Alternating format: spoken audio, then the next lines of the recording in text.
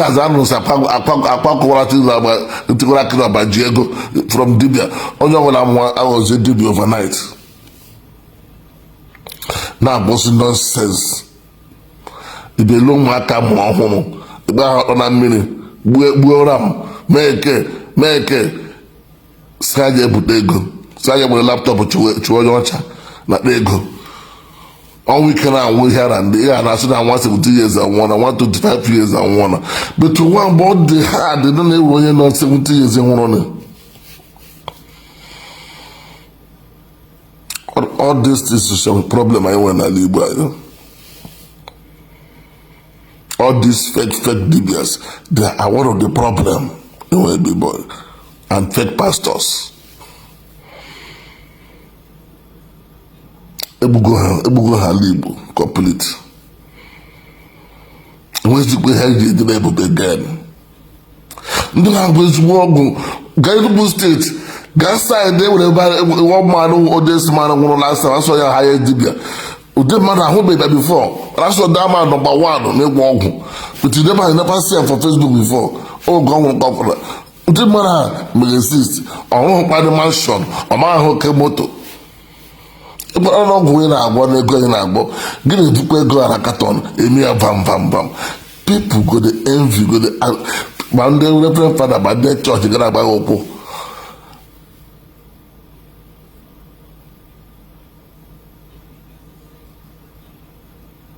At the end of the day now, then I go up to say, am I the implication of Agwa? Most of them am I the borrow hog. Am I the human being borrow hog? Am I the jiggy borrow hog? Go, Hana. One of the problem there because Igama. When I name it up, I got a good development. Oh, yeah, Habana. Okongo Arabara every day on Facebook. Yaga ko Libya. Ye boy advert. Ye tie na Facebook. Yaga ko Libya. Ye boy advert. Ye be Okongo Bala. Ebo ma no ye do ta de die mmadụ ike. Ye wa ma ihe na agboro so. O ma ihe na agboro so. Akokite.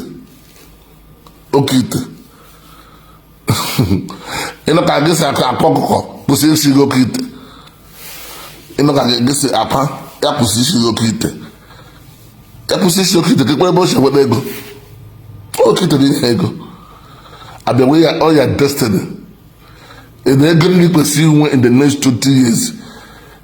You we are under 6 months. You should get it. You don't want the blessing on sharp. You believe you know I walk. I walk correctly. You got testimony. If you have testimony, be a second one. That's the end.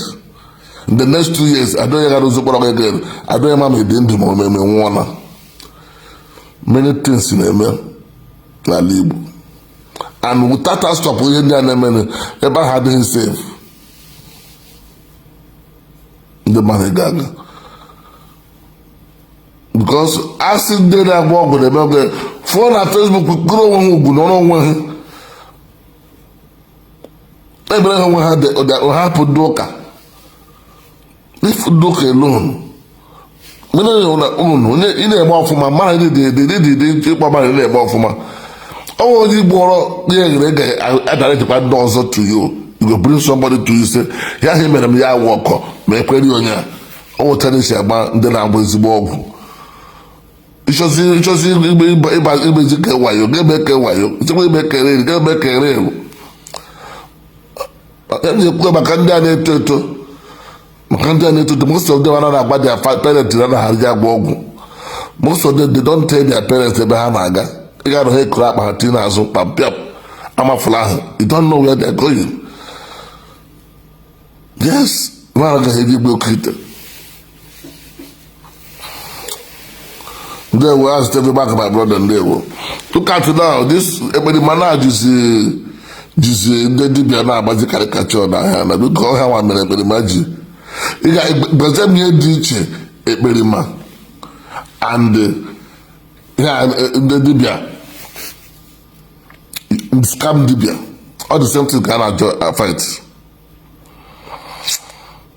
Gambia dị iche ekpere ma Ogechi Okeke Njaka edikọ ya wanted polisi na-achụ ya still ọfụkwa ọ na-eji akpakpa gọvanọ Soludo ihe ọ ga-emekwe Akwa Okuko Tiwara Aki gbakwa ndị ya na agba ọsụkwa eme gịnị emekwe the same okite.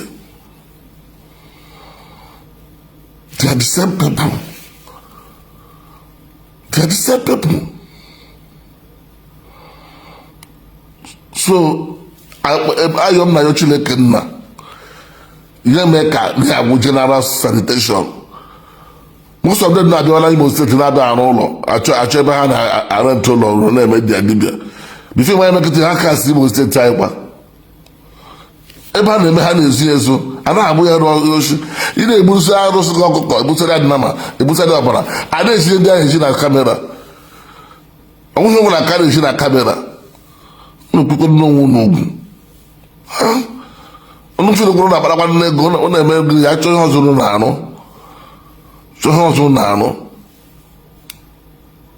ogwe level mmadụ ga-egbukwere wayo gburu waya ifere na anyị na ha eti ga-ekulu down lakpụrụ onwe gị dowe ugwu gị asọ Ogechi nọrọ ntị 2019 anyị gbara sị ya kwụsị na-ezu oshi asọ kwụsịrị oge ahụ kwụsị lakpụrụ onwe ya banye na onwe ka na-ebe anụ tere gara bara uru mana o shiri ọnwụ ya ga-ezu oshi ahụ ga-enwe ihe ga-emenụ enwe kọndishọn ya kịta ọ na-agbazi Soludo ihe Soludo ga-eme ata gara Soludo somebody kwesịrị na-achọ onwe how to get na Nigeria for that. How to settle her own problem. You never settle your problem. You need to a problem on your side. I can't know where with the police already. They can settle with him tomorrow. Oh, Lord, you are available. They can settle with him tomorrow. Can you hear my son? Come and answer your own query. Now, I'm not before. Only I declare wanted. That's then look at video that say, when they do that. No, amaka m arrest Ogechi ma were mmụọ gbagwere n'ime eke. I never seen this kind of arrest before.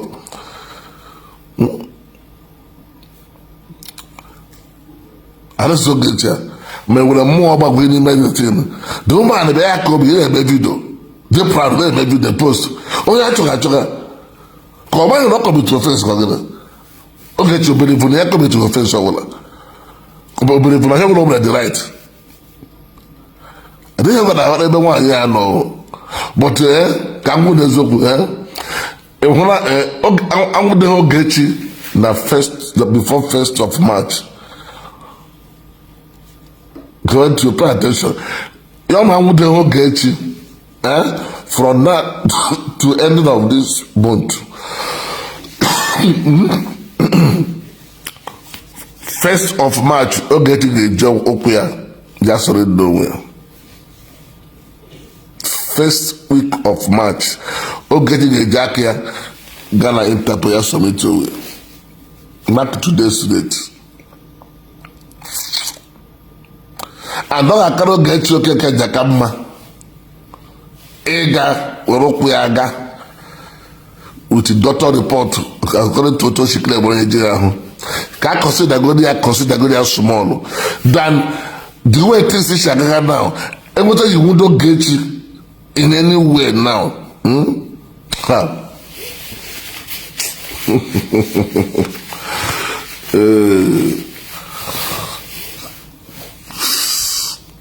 Ogechi Okeke Njaka. Nsogbu ike. Asịwo onye nwere ime mmụọ cheke onwe ọfụma ị ga-ama ha edighị safe na Nigeria. It ain't safe in Nigeria at all. You will be the safe. If you want opportunity, go away Ghana. That's what he na Ghana. Or go Togo. That's what he na. Anytime he ready, go to Nigeria. That's why answer your case. For now, what's in Nigeria now? You can seek. You will do that guy down there about paying that, because. See, I have to pretend. Don't get to stop in a pretend. He pretend. All back in the hand. Which is a bullet. You didn't hear. You didn't hear the president will show any neighboring country what happen. You have to advice for you to go and sleep at least the mess go down. Feel very comfortable small. Than a teacher where the Umaka Bugari.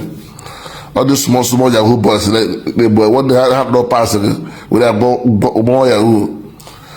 So I don't know Yahoo has just I'm going to information on teacher area. Mosobro. When family guys in Jacob also put in a mother in the house. When the guys in Megaman also put in a mother in the house one by one. By Concom. With the sea as they walk up and down. But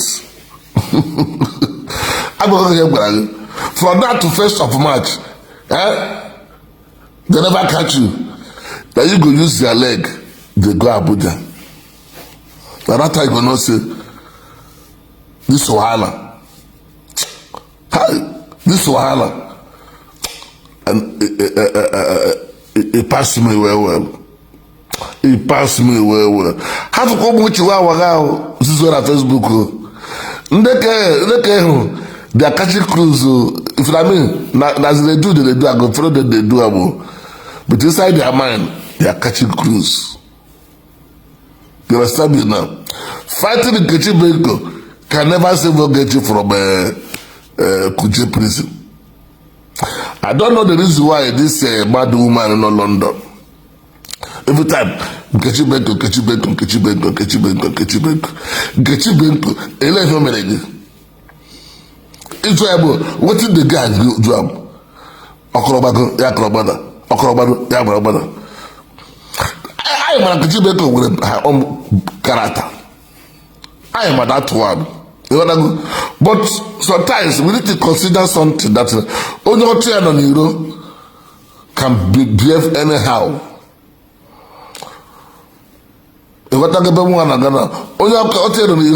Is a wounded lion.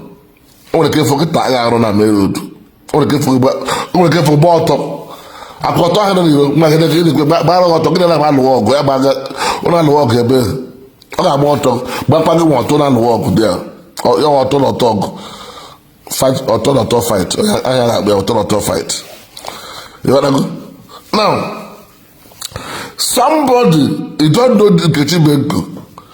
You never see her for one day. You never jam her for road. You never do anything connection.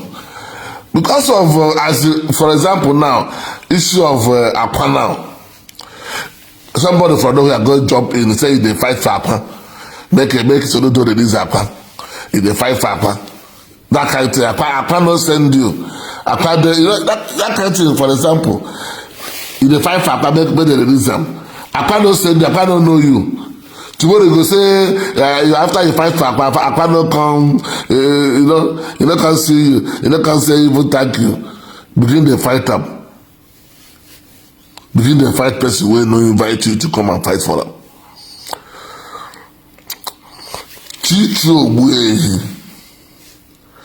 Look at, I know that he loved this saga.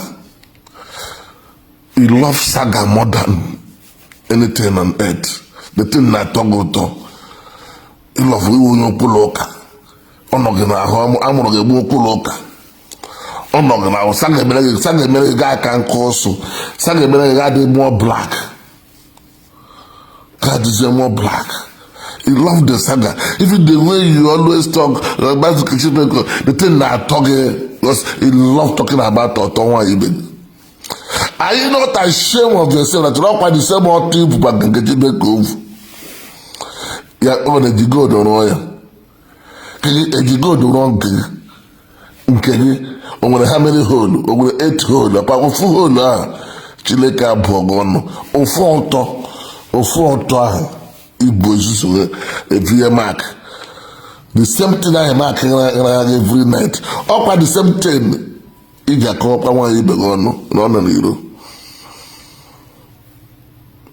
But right from the one, and I see anybody share out on wine, not share out on wine, including your own mother, including your own, because of you are serving a kingpin, a criminal. as your madam now. You, a graduate, according to you, because most of you are only the church.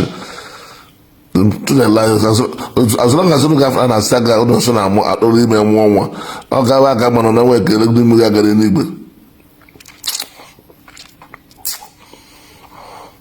a graduate like you from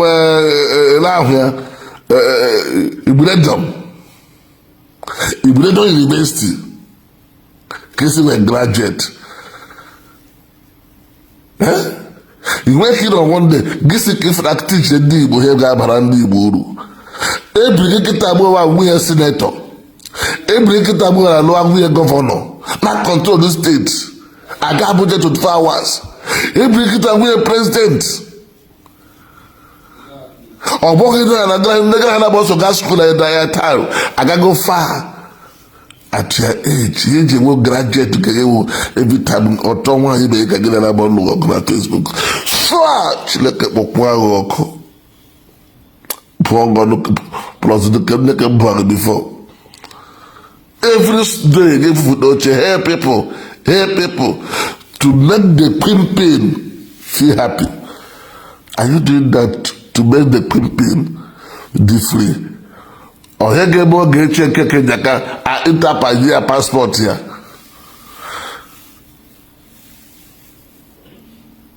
Yes, I'm an Ogechi Okeke because of the hatred with Ogechi. You hate Ogechi more than anything on earth. You even like Ogechi Okeke more than Ogechi. Give a lawyer like Ogechi Okeke more than Ogechi. And that is why you're not happy for Ogechi Okeke. Because of the way you push you got banana, banana, only the flash with the bread. Look at that. I'm going to say, I'm the bread for that the same one. PJ fashion is the bread, but I'm the same one. But I can do a pona doya. Or do you use this? I could get you take the gaffer. Or do you use it? A gala too deep. A kemola in a spiritual realm. Any day the wish I could get after I go by. Must stay with Ogechi. I don't know with Ogechi. More hate Ogechi actually. The same people I hate Ogechi they hate because I believe that everybody that hate Ogechi hate you. So imagine when 10 million people hate Ogechi, hate you. Are you okay? It's okay.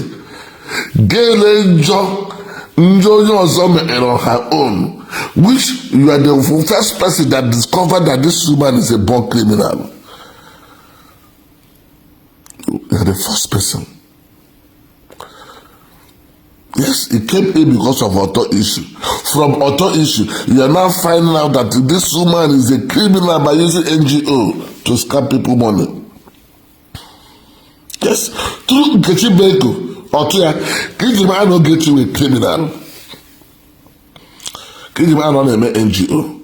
Without Ogechi Okeke, you can't no get you name NGO. I don't have money. You want people to know you. People are now. Who's that support to evil? Just watch before. Okay, now you attack Ogechi. Watch the kind of man, the kind of woman around you. Watch the kind of people where they call into your program. You have a head each. And then now. You let the whole people they put up because that are people for guys so they dedicated the name I hear also. And I ask one nonsense in the grammar.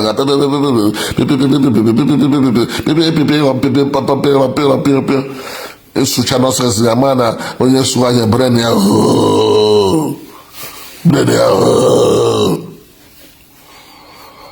At the end of the day, God, a coward. Coward. Disappointed so many people. There's people that believe in you. As without him, by now, Ogechi could have been in jail. So now you know, even as you Ogechi in Nigeria, now you know how you go take find them. People don't know who you are. As Ogechi in Nigeria, now you go tell us, say, see where Ogechi there for Nigeria. And that person where you saw Ogechi there, that day will catch him. Because I don't know whether they use Juju they monitor Ogechi. I don't know whether they use they get information about Ogechi. Nobody knows. Everything you tell us about Ogechi is 100% sure. Your legacy can never die. So fighting Ogechi Okeke every day by day cannot help you people this time around. And Ogechi Okeke, let me correct you some mistake you used to do. Because I'm not here to make a but sometimes we need to be talking sense into you. Because I don't want to like that, they cope. I want you to understand one thing. Actually, in justice, now social media number one, and government two. Now, social media is trying to get justice for you, but it disappointed social media. I will not lie to you. The only way you can get justice is Nigerian government. But social media, I don't think that you get any justice. Because the way your attitude shows of recent, people was confused. Let me tell you the truth. This last piece, even with Ogechi,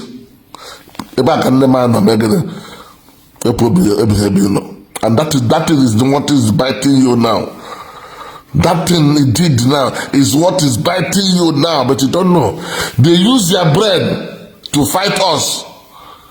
They use their water to push you to fight us.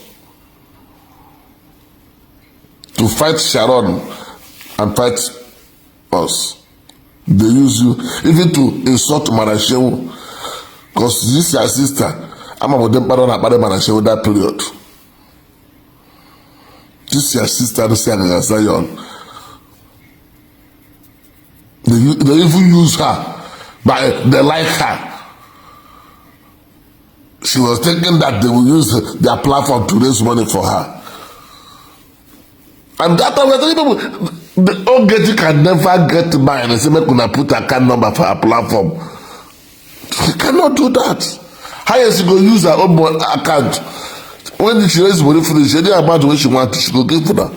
Now thief she be.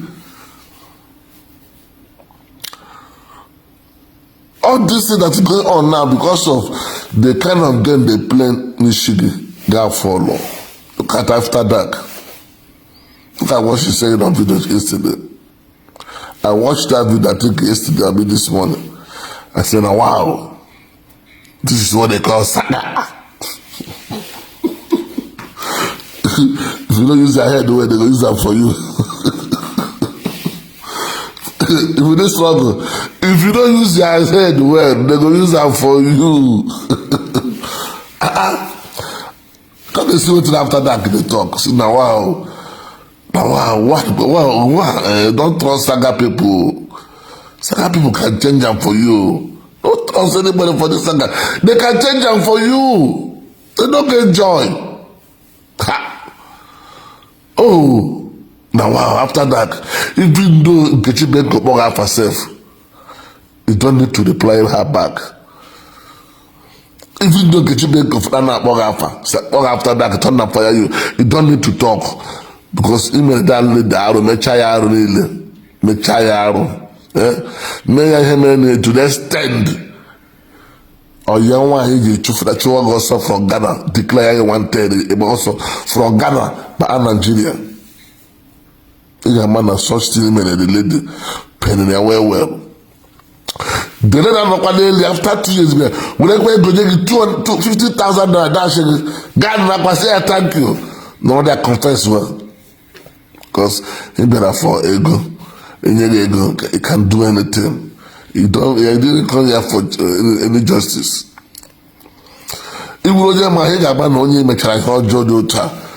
You have to come with a good neighbor. I'm a good person because you will get you back.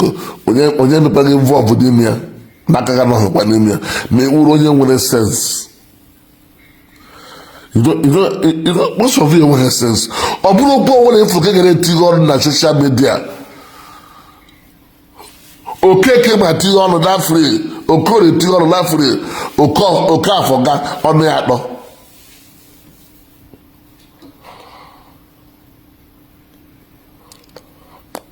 Yeah, we have a I had earned money after him and the social media. We have pay a nigga watch here. At least you can see GM and this lady. Maybe I don't agree about what problem.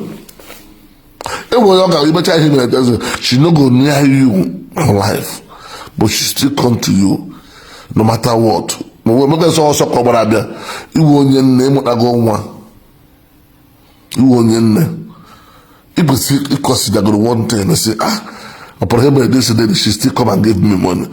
Ogechi has said, "Make a teacher when they say, make this same banana again." Na him say, "Oto teacher when they say let this go on jaba." He's supposed to be doing like that. If there's nobody chop you, as she select people, the cancer what you go do. Now so you go to select the one where you go do. And then the way you begin to do like that, you're not going to get a problem. Because you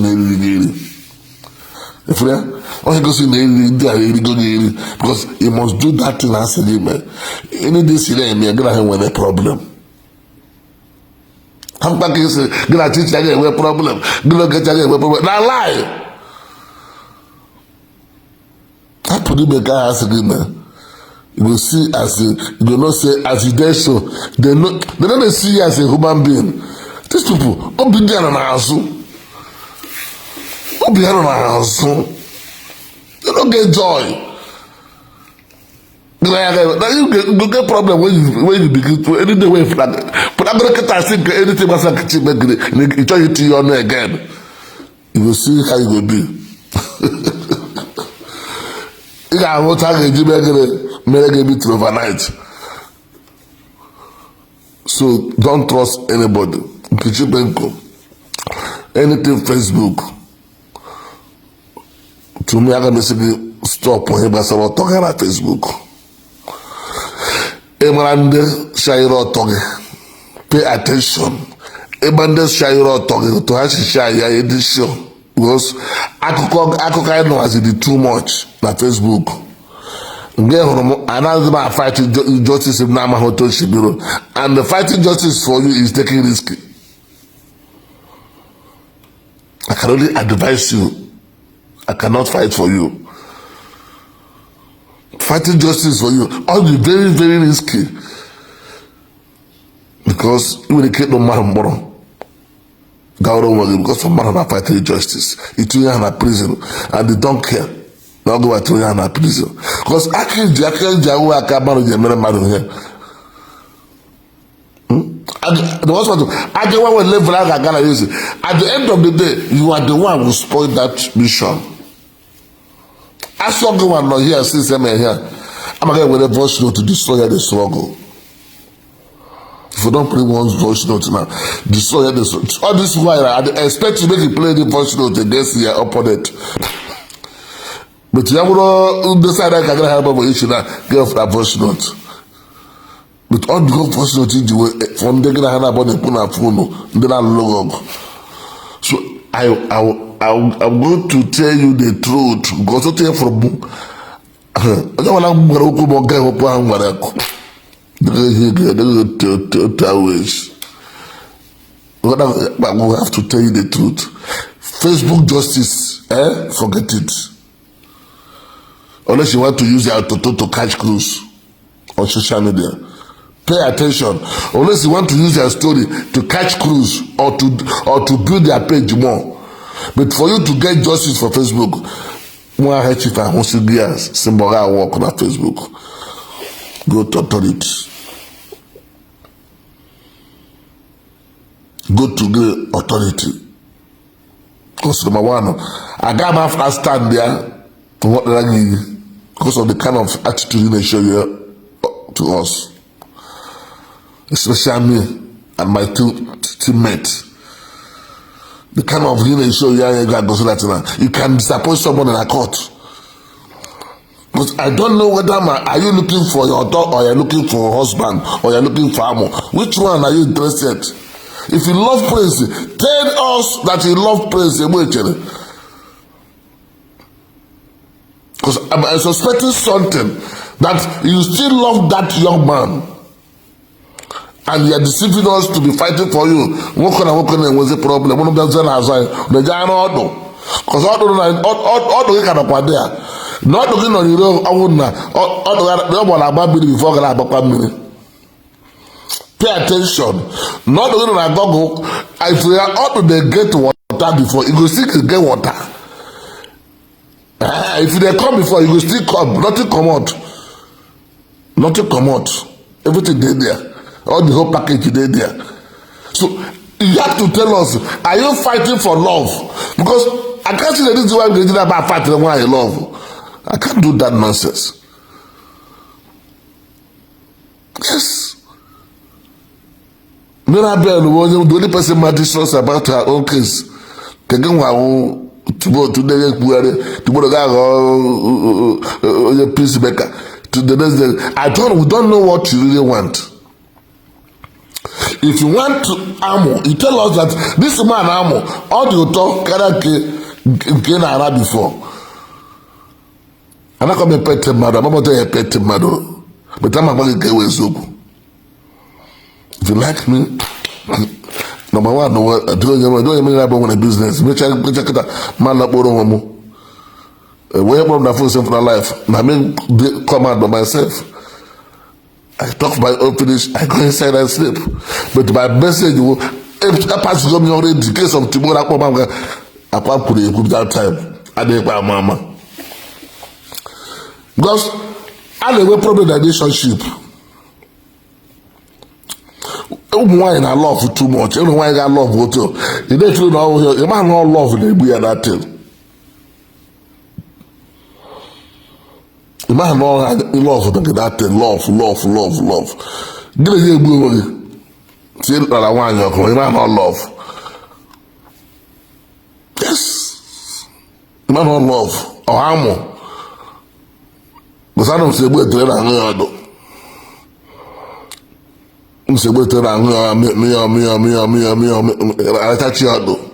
So those things are able to them here. I don't know with another man and many say so or one problem. Something that you know that you cannot finish. You temporary. You go somewhere in army auto. Go away with yourself. Go away with tele. But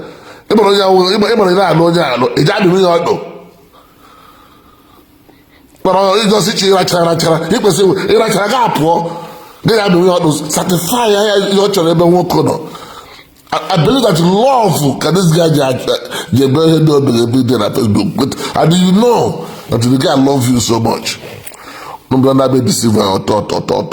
No susu for to that what Nigeria government too. Susu no love na bro na or two very buna susu for na Facebook. Kai honso. Until they make you sometimes. Sometimes the thing they make me when they go to. Huh? Otono na 80s, one or 80s kitabu amana heza kwa oto na amo. On when Facebook we phone. The more than the love of the civil wound. I am only for that teacher that problem from that one corner. Then the fork. This is a joke. Then the fork. But she want permanent fork. She want permanent. Actually, permanent. Pay attention. She want permanent love. She make love a better so much. No, and they went to the be a wicked man, they went to level. They went to say consider this girl better as a second wife, or third wife, or fourth wife. Because all your Father Abraham, I would have my own tribe now. Oya Abraham ya no ina na Bible oya we gbetere. Abraham ya na no that time. Oloro was na oya we gbetere lolo. Fura ya na gbetere yiri. The labor Abraham le Abraham le gbetere. Lowa this girl ka izuru n'ike.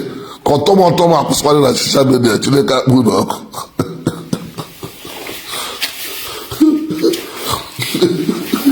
And I told you, you're welcome. Israel Majesty. But I put so good. Tell me, I'm not I don't know. So for I no, Tiwa savage. When a good do not know. And it's not Tiwa safe when good do not know. Expensive order. Order when a private jet always overboard. Yeah. Order international always abroad. How can you compare Tiwa savage now and not look at you? How about with the same level now? Pay attention. How about take me to look at that? When that Tiwa no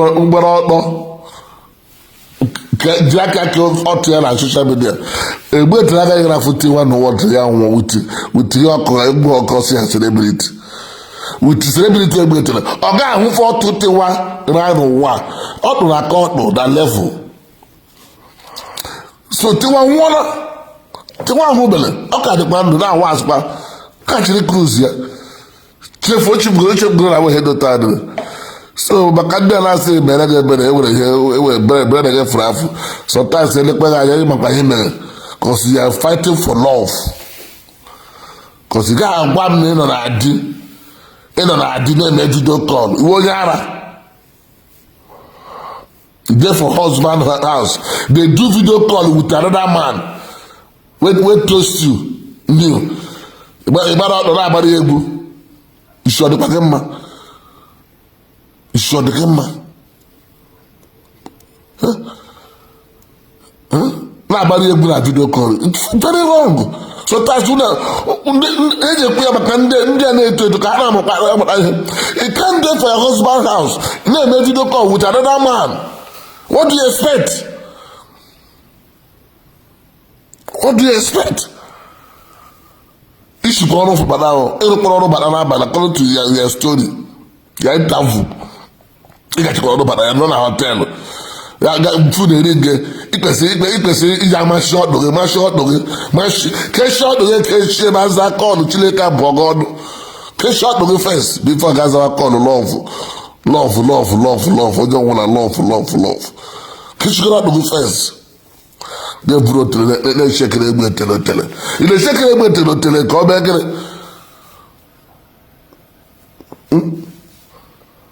Okay, bro.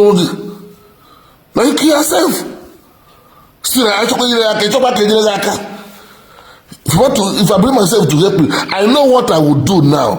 Get when I go to freedom and doing at Facebook now. Get because I can't get that. She said for the Yaka. Now lie. This will go help you as you help you before. You better fine. You can remember I play my game to get to know who is who here. The kind of game I will play you. You don't know where they come from until I will deal with you. You understand the language. You can't use me and you think that you use me twice. Use me another time. You won't have. Think that I'll come out. Hey, I'm playing my game to know who you stand on this song. I don't know that you have nothing to offer. When you don't know to defend yourself. Now we do everything for you. All the dirty work. Now we do it for you. See, don't they value us? You the Chris. You the Chris. As if I mean say make you pick that video call. Person will come back from work. You don't as you show my call come. Busy the call. Tell her say you dead busy. You call her back. Or to change her man was running. But because of ammo. Because of ammo. You know she pick a call a day more no. When I hold. But I've rest and sleep. Or you have to for the same for boy you get see the business you can't go. Oh, to one do as the game. Oh, we about to call our guy, but that be what give through call that Naza. You never get up again. Come, you can't get to my heart again. Your case must end in Nigeria. because that your nonsense in them in the Jesus and keep answer. Each other in Yamaka. Because it can't withstand this the Saganda Nabag. You can't withstand. If you look at everybody, but then Masiji have a channel from nowhere against you to show you that this is what they plan for you to be useless. They plan it and the things work for them. Kudos to them. Yeah, let them focus. As long as social media is concerned, they will not allow you to breathe. The only way you can get this justice, if it's real that you are telling the truth, is in Nigeria government. And this is the time. Prepare your document and start going there. Everybody will be caught from now to won't end. Pay attention. From now to won't end. So prepare yourself now. Start going. Just about creating a person talking on social media. On the message money, more at least by this year, Gako Sipus or Toga. The thing I said the non for the other show you. The way the thing is half for your mouth, the thing I show you. I don't really put that one on small girl. Or I won't carry my mama. Okay, my mama, talk with the same water. I got a log with Doctor Nepo anyhow. Doctor Nepo so tell her. But because you don't want to listen. But if one of me we walk. Maybe if you think that that's what I do for you, no good, I go spoil everything and go understand the language. Don't come and let me hold. Nobody go hold me if I want to spoil something. I go spoil them. Nobody spoil something past me for this long. If I want to spoil something for this long, if I spoil them, nobody go repair them. Unless I go repair them back. More than 5 times you betray me. People ask God, forgive you. The man a day like this will come. Can you know God as a fool? I can't fight them. Let them deal with you. Let them deal with you very well. Can't fight anybody for behalf of you. Let them teach you the language you not understand, so that the next time you respect people like us. Shout out the way you damn weak. My name is Sharon, my paddy, Kijam, we can social media. I'll put that Sharon, put that. The man was Sharon, where you do. The man, Sharon, sometimes you come to Sharon at that block, come where the man Sharon at that block, come, na some number, happen to bank, and Nambuka, happen to bank. You do know how many times you chip Sharon, now your book, happen to bank. On our Japan is something on the background, but because of the hatred they would have Sharon, if they're in a juice. If that, you're a young Kijam weekend. You know, challenge each other there now. Because I was around London. Challenge them now, and I will know whether it should be Ojara, it's not be Ojara. Challenge them. Challenge them, make you see that, and I will know you who you be. Because I cover them by getting a woman. Get a guy talking about it. Just about for Facebook like they go push you come out if you don't know. Those people, as they reply for you, they go push you come out. Because I don't get time to support any idiot now. I focus on Ogechi Okeke Njaka. I don't have time for any other person. Only Ekperima is my target now. Only Ekperima. Gift is, I want to join me. Only Ekperima is my target. Apart from Ekperima. No. Now Pamela not here. Pamela.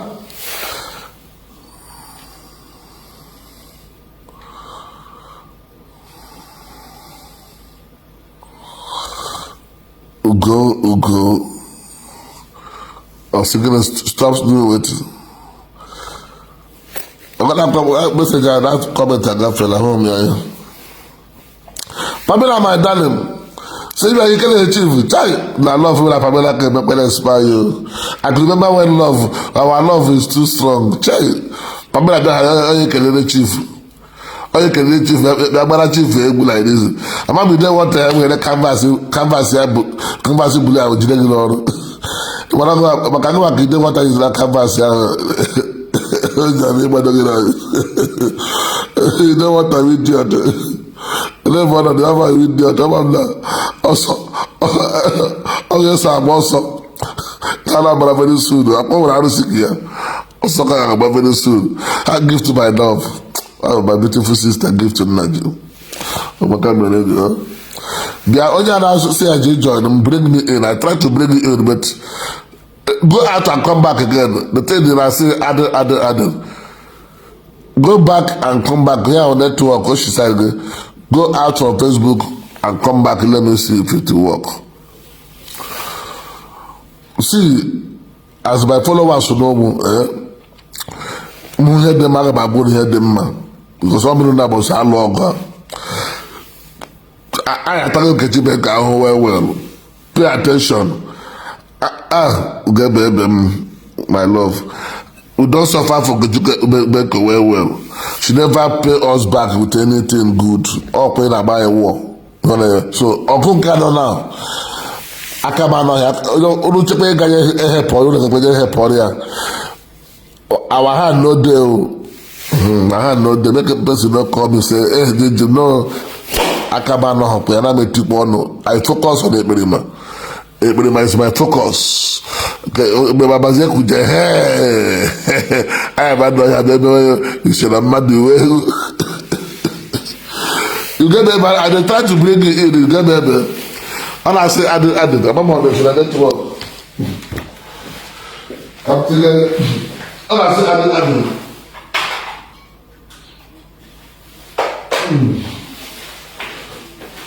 Gamma, you got apple now. You got apple, brother. You get baby, come up, Gapana. It's another place. But again. And I go out and request again. Pamela, I'm no machine. I'm not going back to get you know why. Nigeria afisela be it does say that keep as well. I pay him as I ever have you. Chim choke. The question is like when I say assist. The question is like when I say assist. Afisela from nowhere. We book a chip make it. What's I come around like that because it better be on my back and I do them there when I hear my man and you chile keep up while I don't shop keep as well.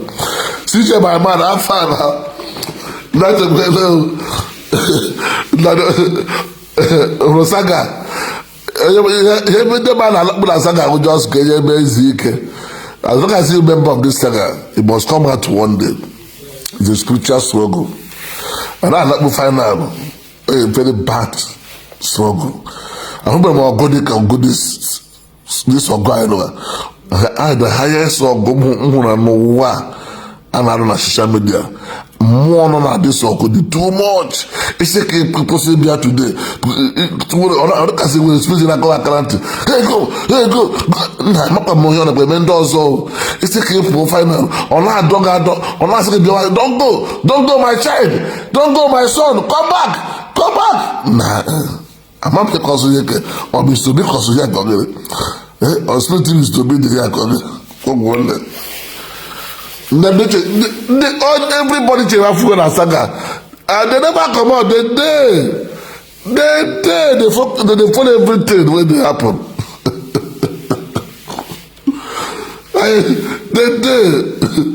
Spiritual strong on the bad. Secret society on your program. Secret society going on here. That kind of what got married me when you share? Because when you share, my lawyer started doing where the police is this saga end there now. But okay, I started doing where or talk end there. Because all the little go Ogechi Okeke Njaka, all the little go the struggle, all the contact of the struggle. So all the engineer had that Njaka Mutia like the thing end there. So the thing was spirit on you, and the spirit I hate to go about also. Spirit I hate to go about also. That about say spirit about it will get you. Judea Lando, we are Holy Ghost, don't they Lando? Can you go that?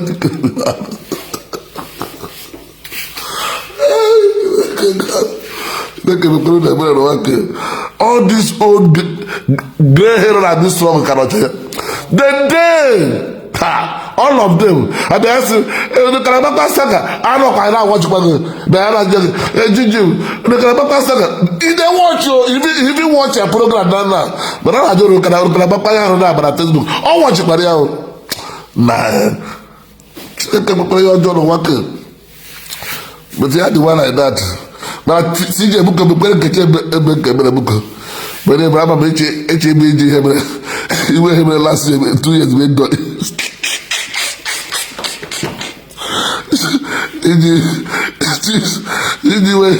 2 years ago, we done it one man. You like a London, I have like a Korea and I did it to make too much. Ghana no London. Hey, Abapo Toshi did that in the book.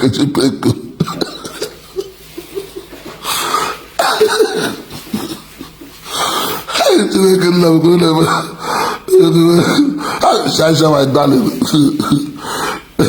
Shasha, my darling. Shashi said, "He said, "Why don't get your gossip out of Nigeria?" Book because of the book. I'm like, "Your guys, but I'm not using come."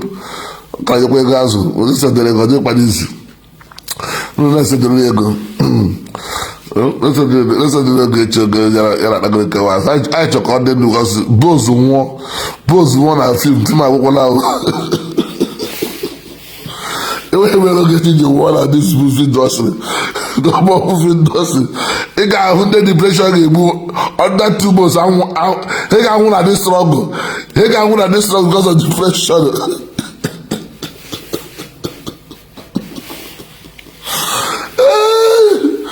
I want to get too much. Very dead body will come out for this struggle. Yeah, my start to get I will get in this struggle. Struggle. Then I want to get too much because of depression. The way I had your barrier, I was like,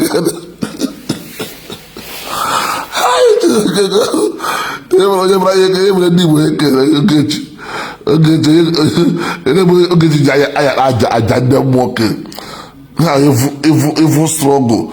I'm not going to put them walking, put them move on Facebook. Why you be a very deep way, if I saga. Who do I have a deep at all?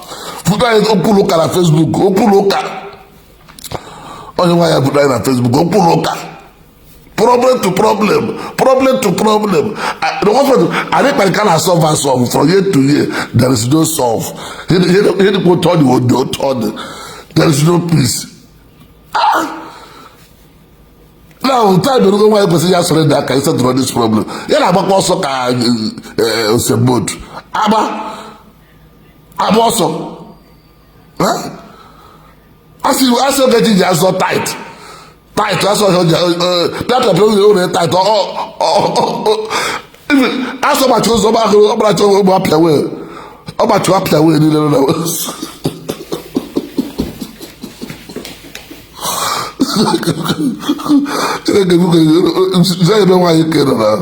they are bringing you in. Not by fault. The thing they say, add. Ask a phone at Facebook, recharge everything. Again, you go enter. When I say add, I know not my fault. Give to easy. Bring it in. A big man can't make a saga. Can I say bring it in? Mba, saga page. Mba, and I'm a saga, but I'm a defender. We have our sagoon. We have one door, you tell him not. Come as the value. I just go up with it about value menage and do try. Come up value, come in, come at that value. One time I know the equipment is not solution with Oluchi. Oluchi would tell I could bear gospel. Luchi would tell red candle. You want a candle, ịmụcha red candle ihe na-emekwere karebe dị ebe mere red candle nwanne gị nwaanyị ọtị ọfụta gị na agọgụ onye ga-ajụ onwe gị na-amụ red candle mee incantation kwesịrị ime ihe ga-eme wepụ ihe a na gị iberibe. People don't know your value until they lose you. When they lose you, now they will know your value. And I go, where are you? Coffee doku. Zero. About my hair, you go in a quick girl be anti. It was everywhere. Demons everywhere. Wow, you can't get the Baraka like this struggle. God deliver me. Deliver me. I beg. Problems that this second is too much. Less fortunate, I feel. Less fortunate. That boy is like a person, That boy when he came after 2 months. Hey, that boy joy in America no saga. Hey, that boy joy. I'm gonna more like the saga can fortunate that guy too love this saga. Hey. You like it too much. I remember that guy with a problem with why you music here. More know with why music here na biog. Konkara that they are talking. Victor one on Facebook, that boy, I'm the doctor, that boy with America, but them as our old doctor. You know the doctor can fortunately. Pay attention, but I'm there at the fortunate time we had a doctor. And the doctor called on video on Facebook, Saga. So, Jesus Christ. I'm not here now. I'm not here. The first thing, I hope a human being like that guy, yo. Mama, why Mexico call on the new Apollo? I used to live in Nigeria. I love the Mexico. The Mexico, but no problem had it too much. Kill money loyalty. Yeah, if I'm having. Now, I'm not going to today this, you know. I'm not going to add one them, Madu. Maybe what to network is here. I'll try to add you. Okay, my number. Shasha, because you're going on my gospel number. My number is this. Yeah, my gospel number. Only I check my head. They were heading important to cheap. Yeah, my gospel number.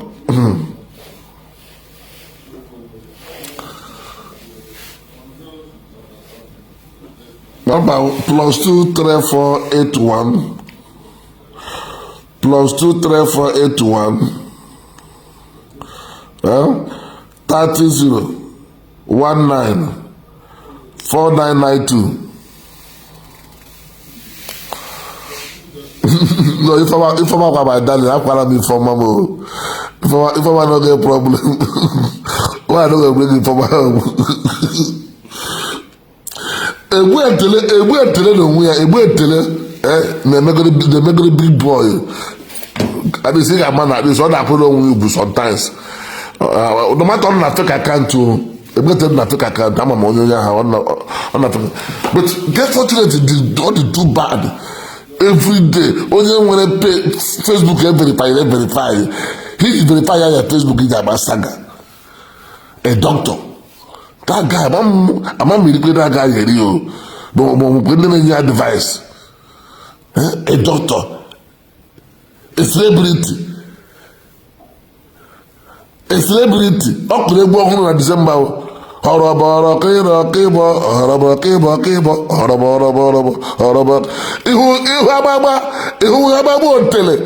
Hey, Chineke God, Jesus. If I am tele, I'm the guy, when you said the guy, Obi America. If you tell him what, don't you guys know whatever? Ha! Don't you guys know whatever you can do? But I'm too loud. But I'm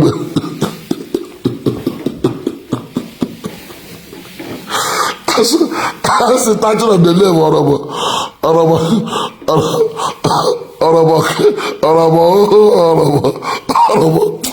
egwu agwụla n'ụwa ke egwu agwụla n'ụwa ke bụkọrọ egwu agwụla n'ụwa ke mana ya egwu saga is a saga music egwu saga music egwu a na-akụrụ na saga ọrọbọ ịbọ ọrọbọ egbuetere egbu mbe nwoke egbuetere apụta maka egbuetere na-emepe ndị gaanụ moto ya egbuetere emepe ndị gaanụ moto na ebunye n'otu n'otu ndị ji ya bụ ibu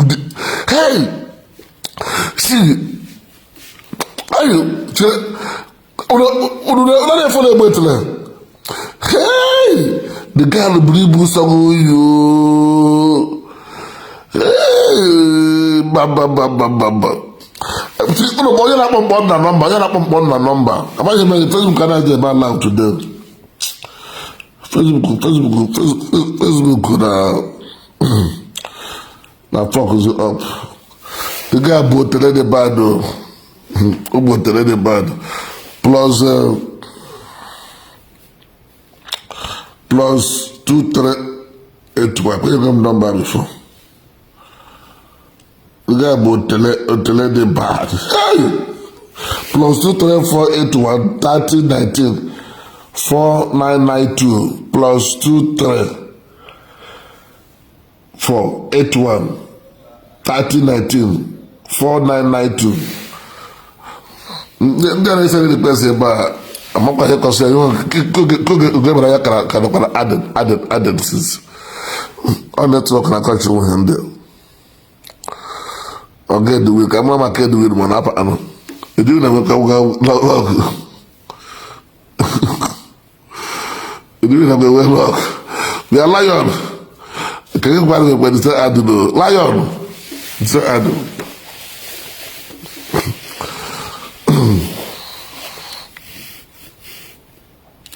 I'm here, man. Not because I network. Nah, I hope I'm a doctor. America, na basaga. Never see American doctor. Every time, every day, every night, every morning on our Facebook. About saga. Mama, the doctor can that boy.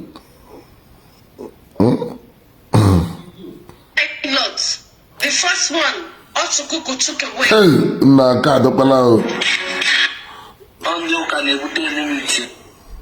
Card up allow.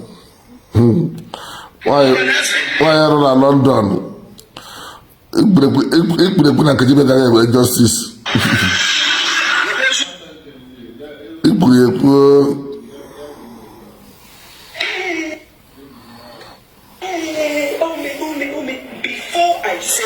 I would like you to put your share button.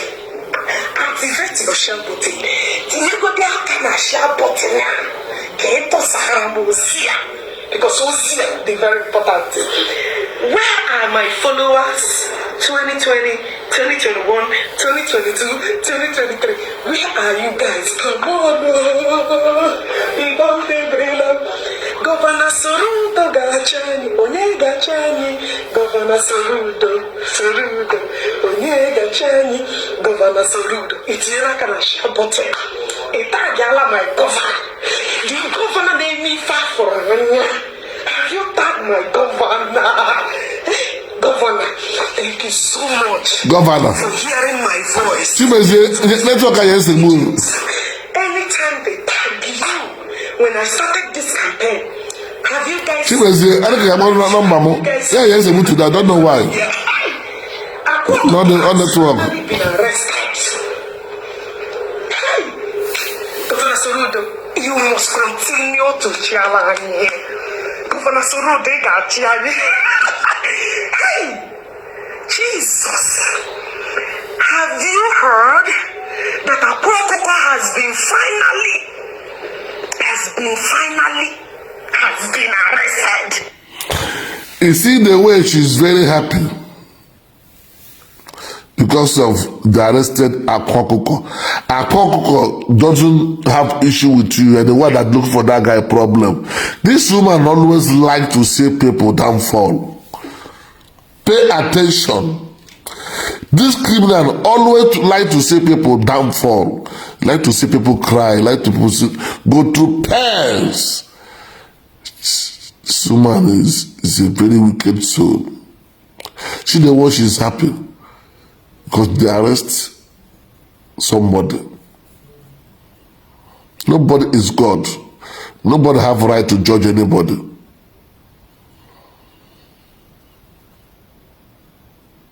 You understand me now? After all, the one guy who wrong last time, the guy you get back. Ogechi Okeke back. Have you paid people back their money before? They're a criminal. I'm a church in Nigeria. They have to promote the governor in the Anambra State. They promote him on the arrest. But with we were a criminal record. Both America and Nigeria. You are wanted criminal. You are not ashamed of yourself. You're not a free person. I'm not talking my custody. Go and answer your call. You go and answer your call. Huh? Look at the way she was happy because of Akwa Okuko arrest. Because the woman was envy about Akwa Okuko progress. All I want to Ogechi Okeke building cars. The thing now the woman don't like to see you progress. That is why Ndo Tiawa can have property. Ndo Tia now they get hotel, they build this one because I'm an Abuya. That's how his own. That's why she showcase her autistic. Only her be Okalesia one way game money pass. She want only her to be rich. She don't want any other person to be rich. Look at the way she's dancing and celebrating that they arrest somebody. I say what you get. I say me a boy. Small boy to 3 years. Child.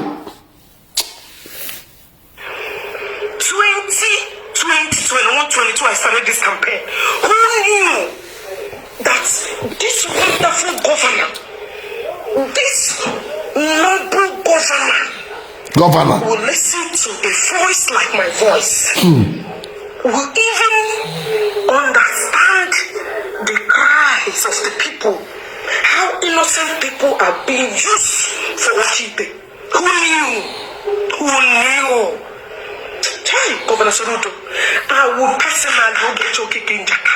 I will campaign for you. I will use my platform to tell people. Which platform can you campaign for governor? Which platform? A dead platform. Okay, this your page is a dead page. And what is not there? Nobody will get sense where there for that page. No. That page, you need to deactivate that page and close that page. It's a dead page. You have to use to do it. You. That's what I go tell people where they will go vote. You. Go tell people where they will go vote. You will not get sense. A criminal like you. Akwa you can take Kuje for that campaign. Maybe when you finish your Kuje prison, now you will begin the campaign. I mean, go there inside Kuje, they do campaign. You don't see person when they inside Kuje, they do campaign before. You're a prisoner if you don't know. You're just running like a mad woman. They will catch you. You see the way they catch you. You see the way they celebrate Akwa. But if they celebrate you, your people, you're big good. They're going to verse. Say we'll get up on mine. See the way they jolly. Say the rest Akwa. Akwa even get money, get contact. If you have 100 million, 200 million, even 1 billion, they make Akwa come up for that case. If the money there, the contact is there. If you don't know, you and Akwa not get the same level. You and Akwa not get the same level. Even entire of your generation, taking one common ground. enweghị nke ruru akwa kwọta enweghị nke ruru akwa kwọta nke na akwa nọ na the same level. Ọ ga-apụta kpa go si ya go come out go chase out ogburu mmadụ ewere je nwere nwere gburu ụmụ ọ na-agbụ freedom of speech. Ọ dị enwe onye nwere nwere mmụọ na-efe n'otu nọ dị ọ gacha afere a ga-adị ọdụ because ọ ka ụmụaka a ga-adị ọdụ ya eji nwanyị nwanyị na-eme ihe ọ na-eme ya emezi ya secret ya asọ agwọ na nwata ya hụ isi ara ya asọwa asọwa asọ agwọ na nwata ya hụ isi ara ya asọwa asọwa akwa ka small boy all this is ọ ga-akata tru na ọ ga-enweta small sense this year mana ọ chọrọ echi na-spend ego ma ọ ga-ekoshion. You don't need to be carrying money na bundle eri as if iwu onye ọgwụ ego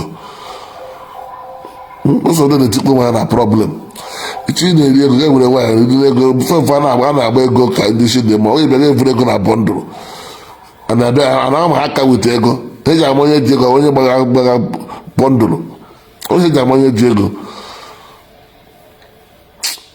The reason why you should uphold that office extra 4 years.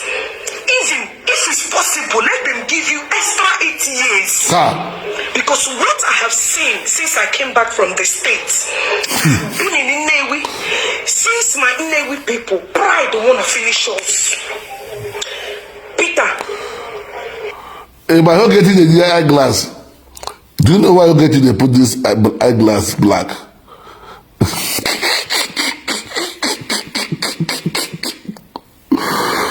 Akwa is out. I know Akwa will come out now. You mean now? The guy will come out. They go on a contact. I want a lawyer now. But the lawyer don't have a jumafon. A lawyer now. And then now. That's why the boy. I'm gonna Akwa call. Yeah, where he lost Yaga. I'm gonna. You get the eyeglass because of a filter. Because even for eyeglass I can tell you Ogechi real na Ogechi anya Ogechi na anya Ogechi nwechara wrinkles and plus agụrụ ma ka m the truth no matter ihe hụrụ na Nigeria pay attention no matter ihe hụrụ na Nigeria skin gị go be like when you die abroad. Like they pledge 150,000 in Nigeria. Pay attention. They pledge 150,000 in Nigeria plate. After the pay 150,000, they 450,000. No. Your skin no go be like the person where they selling yourself. That country, nobody waiting for that country. If everybody remove this eyeglass now, you go pity for now. Daya, I give me well.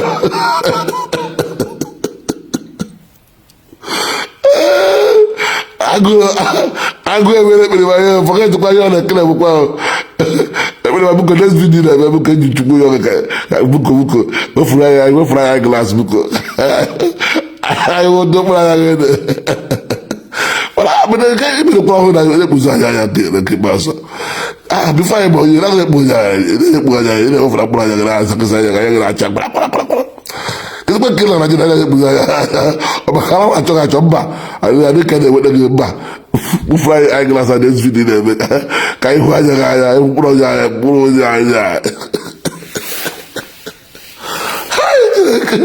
I couldn't get Nigeria. God. You will really, like I really pledge 50,000. Other customers will be hidden. You don't go blame food until you go cook for your house. The only way you go blame food well, go buy that food and cook for your house. You go eat well, eat and well. Eating from restaurant to restaurant, it cannot serve you well. It can't be healthy. You can't be healthy, baby man. Go to your mansion in Abuja, stay there, cook food and eat. You will see the difference between hanging around from hotel to hotel, eating a nonsense, potty, all this nonsense area in our main road.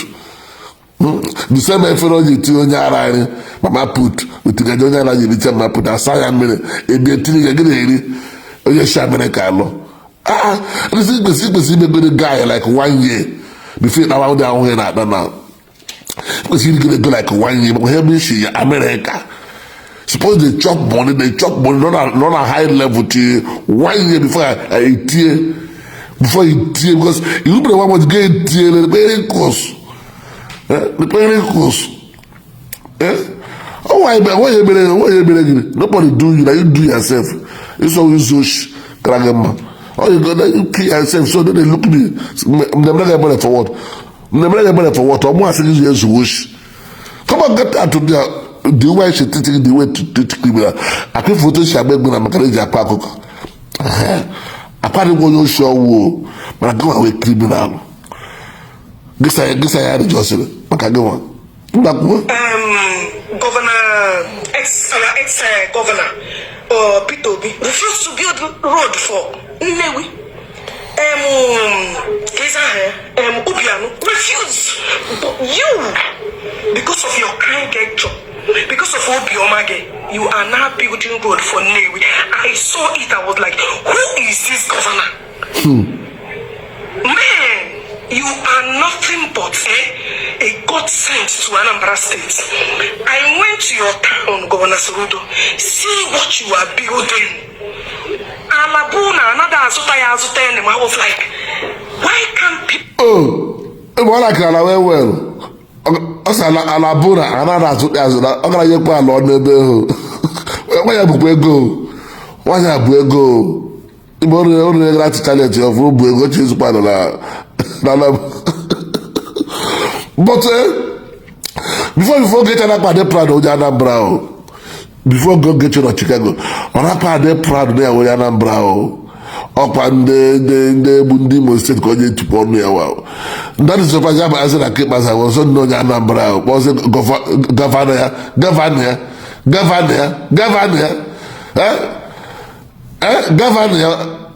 Finance, I was a governor. Governor. Na wake ababu shike burodo yo buruputowa ka do buruputowa shike buruputowa so ibi alowa ebo hiamo I swear that is why it is very smart any telephone bagetish now wow governor to glorify this young man.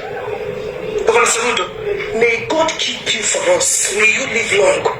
Now, I want to bring another thing to your attention. Very, very important. There are accessories Akwa Okuko used to accomplish this massive painting. The accessories are J-Pack, Okuko Tiwara, Wagaji, especially this man. Also, Wagaji.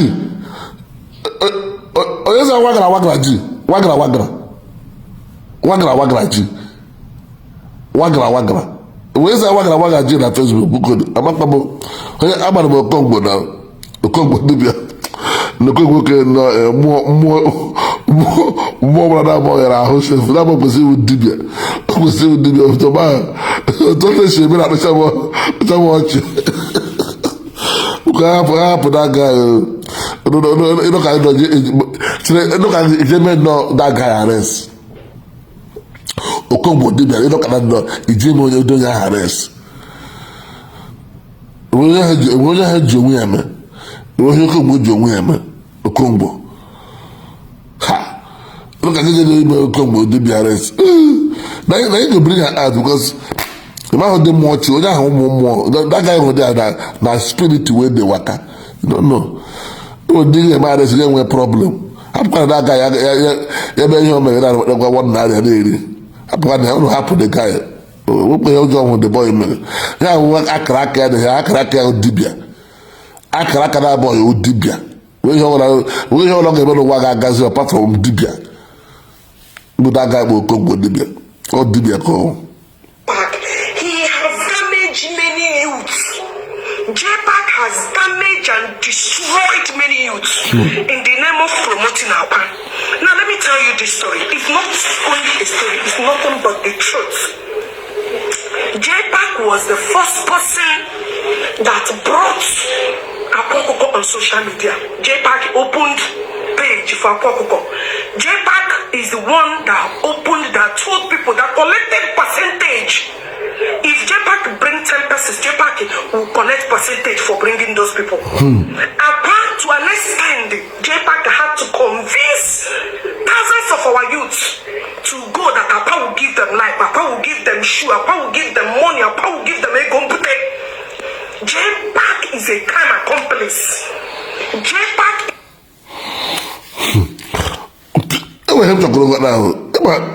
This woman, we are a very serious case. That Akwa Okuko case. Akwa Okuko case is state case. Anambra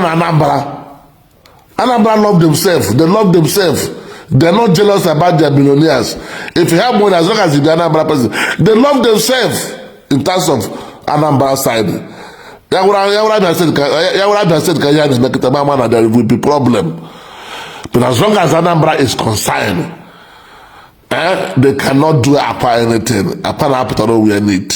But if I get the model, but they will not do him anything. Now, this criminal is supposed to be dealing with her own problem. Oja wanted criminal. Abamuru as a film. Pay attention. You watch this as a film. Oja a wanted criminal. Most of you are challenging. You people can never catch this woman. Not $1 million tinaba. A place $1 million to get this woman. Oh no, na bet. But you can't go and look for this criminal another $1 million tinaba. You can't get a bet. We don't have fuel. But I want the whole Osoboro. But I also buy one we hear where this criminal. Another $1 million tinaba. People don't know how to make money. If you don't just say, this is a very good money, you know, so to add the money. Try to know your share. What are we criminal? A gazetted criminal. But now, only the Anambra State, issue state in the treaty. They declare federal, Interpol. I'm big get you, and I don't get you very good advice. Now, sometimes you get you, not feeling now, with common sense. I'm never living as good as you for get maybe, the man's question on a query, query. Ogechi Okeke make sense. On a query, somebody will have a very big problem. Survive food in here. Question I told you settle a problem here. You state problem or no? It's not the government involved. A man has to don't know where we are number. I can't know where we are number. And Anambra love themselves. Very simple. I draw your the Yaga. Get up because I was on Jimmy Gosh. Imana case the more dangerous than Kappa. You kill Mr. B, why are you here? Even who Mr. B? Did I pass share women know online?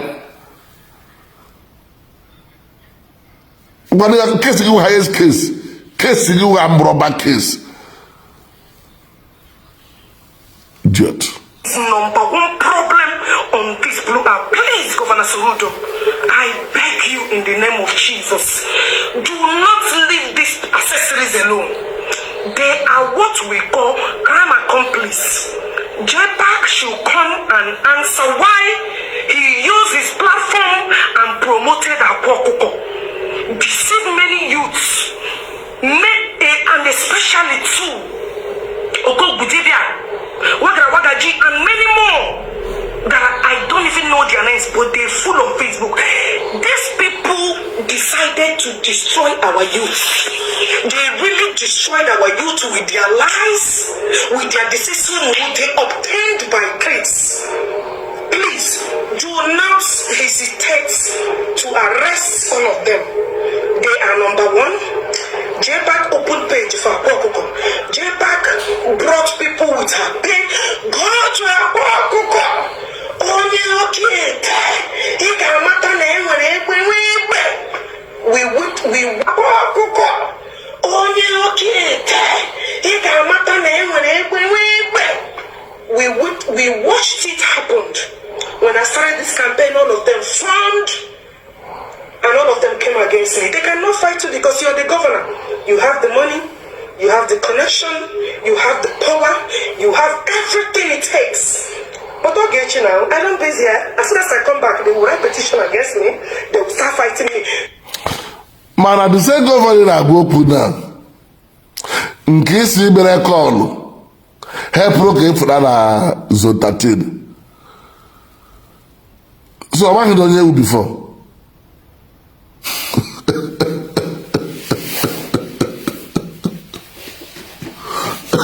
This one. Why you feel like with herself? Why you don't see us finish? I swear to God. She don't see us finish. The same governor I say, all the praise, you know, help us on them back. The two governors, better for her. It is. If I can see come and wake up. Oh, but the same governor, I come and kita move. Oh no.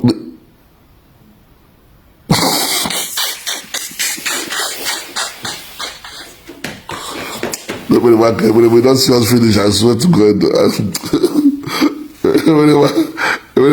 Inferiority excuses. This was their main problem when I started this. Please, Governor Soludo, arrest all these people. Our youth have been deceived.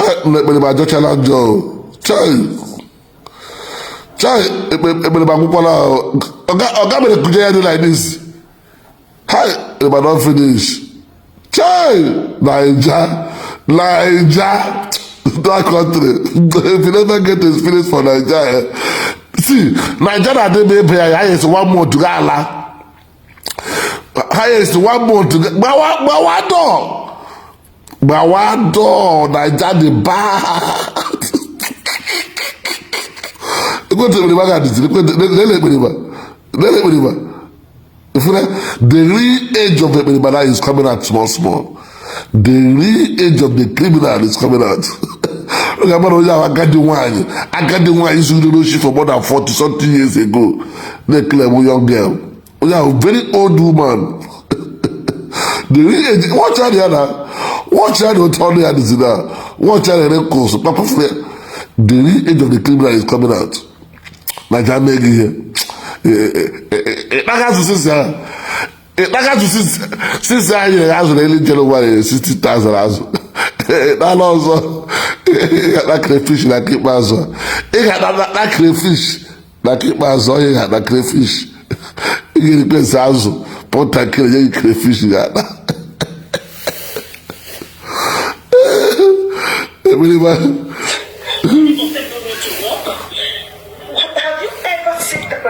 Why our youth are going, deceiving young people on the streets, getting young ones, and then go for because there are many videos that Akuko made and JPAC posted it on his platform to promote this abomination. Many youths, they have lost their lives. Tell me what those kind of investments. You know one thing, well, Governor Saud, I'm not gonna say you don't know. You lived in America, your children are in America, you know how everything functions. Everything you earn in America, there must be press. There must be proof. There must be something to say, yeah, you obtained this legitimately. These people did not obtain anything legitimately. They did what they did because they felt Nigeria has no law. They can obtain anything anyhow they like. Akwa Okuko needs to be audited. They need to ask him, how were you able to generate this kind of fund to build all these hotels? How were you able to generate? They have become, and another thing I want to emphasize, share this video. All the youths that Akwa Okuko gathered and collected their money, your petitions are needed now. All the youths that contacted JPAC, JPAC insulted them. while he used his platform to promote this madness, you guys should put in your petition. All of you should put in your petition. All of you should bring it now. Put in your petition. Contact. If you write the petition, if you don't know how to where to submit it to me. I know how to submit it to the governor house. Do it and do it as soon as possible. Do not relent. For the 5 million, for the 2 million, for the 1 billion, for the 10 million. This is the time now. Let us start to eradicate. Wait, so Anambra State. Oh, yeah, I was in India to governor. Yeah, I was governor. Because I go better house. I'm about to media. What a jacket you she will use her hand. What a jacket you this woman. What a jacket you I don't know. I've been recognized here by Yaba Saga. Okay, I'm going to Saga very soon. Ojeke, but I'm going to they told you where can you wear on Zion? Where can you wear on another Ebukobi? Came one Nigeria, Ebukobi. Pay attention. Since on Nigeria, you look at Ebukobi on here, Mba. I'm going to side there, mention. Inside there, the Uzona there. What was the governor? Why you guys? This kind of impunity, this kind of domination, in a noble way. All those accessories should be arrested. Thank you, Governor Serudo. You are 1 in a million. I will keep singing your praise. Just watch and see the upcoming election and see that we will help you win it. You are a man of honor and we continue to tell the world who you are. Thank you, sir. We appreciate it. Akwa Okuko has been, and many more will be arrested. Please, sir, arrest them. Investigate them. Arrest them. Because when you're here with a petition, use your authority, use your power, use your position to bring sanity in our society. Thank you, Governor. You deserve a round of applause. Thank you, sir. The video that is going viral. No, all I say, Governor Soludo get win another 8 years. Governor Soludo got third term. Governor Soludo got third term. Chineke God. Now why you can't Chineke never why you can't. May God help this woman. This woman need a very serious only a very serious deliverance. Very serious one. You know, the truth of the matter is this. Very serious deliverance. I swear to God. Serious one. Deliver so many demons on one hand. Now, everyone something demon important today. I want to tell you people, one guy that usually Ishweke platform to raise money to build a house for one old woman. This guy started this project last year. I think last year. Let me say, let's say January, February or March. Yeah, last year. A woman about Mama Eliza. Mama Eliza, she working. So the woman the woman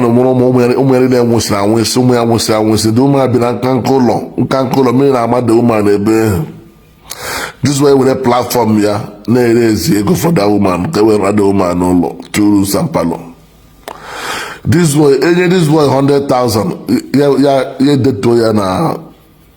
Yeah, post online. Yeah, be check here Zoom from foundation to the inter level. Yeah, boy go le boy go get him everything. People name again. Man then send this bit. Man then send the block. And then send the Mama Eliza. Now. Like this boy, I don't know what naira and the money again. You focus on na heba that woman house. rụchaa ụlọ nwaanyị ahụ. Today ka agbapụrụ that house. I want to show you people the house first. Ya ma onye nọ ya na watch Isiweke TV. Other guy onye rụrụ n'ụlọ a. Ihe ha na-akpọ charity. Asị Ogechi na-eme ụdị ihe a. Ego ji arụ hospital, o ji arụ hospital. Ya chi ofe agadi nwaanyị na-enweghị ụlọ na village si akpa ọrụ ego. A na-arụ nwaanyị ahụ ụlọ, ọ ga-aka mma. But Ogechi chọrọ ịrụ ka ọ ga-arụ ya ebelong to ahụ ya tomorrow. Ọ chọghị ịrụ ka ọ ga-arụ onye ọzọ ewere ya. Ọ chọrọ ka ọ ga-arụ ka o nwee ihe ọ bụla o nwetara na that house. Asị jewe aka ndị o nyere ndị mmadụ ya ewere ya sị oke onye ahụ nwaanyị isi ba enweghị ụlọ karịa ya 2 rooms. Ndị mmadụ akpa ego 2 rooms ahụ ebe nwaanyị akwara n'ụlọ ahụ, people ga dị happy. If na na-eme Ogechi ihe ndị a na-eme ya echere that house ọrụ nwaanyị mmadụ agbaghara ya.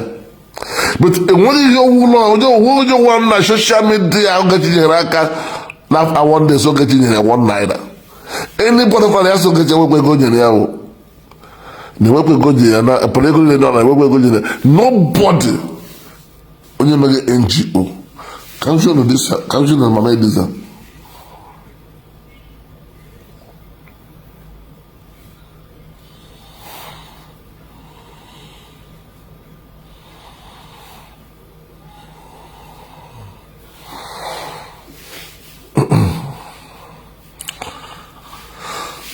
The ya a na-akpọ Mama Eliza. This woman now. Oya Mama Eliza. Oya waka arụ n'ụlọ emepere today. Oya na-akpọ Mama Eliza. Now, lekwe dị ụlọ here. Ọ dị ụlọ ebe ọ nọ se foto.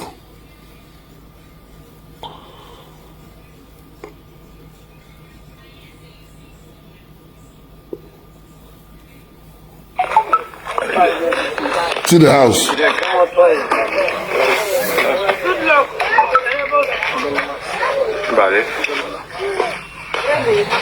See the house.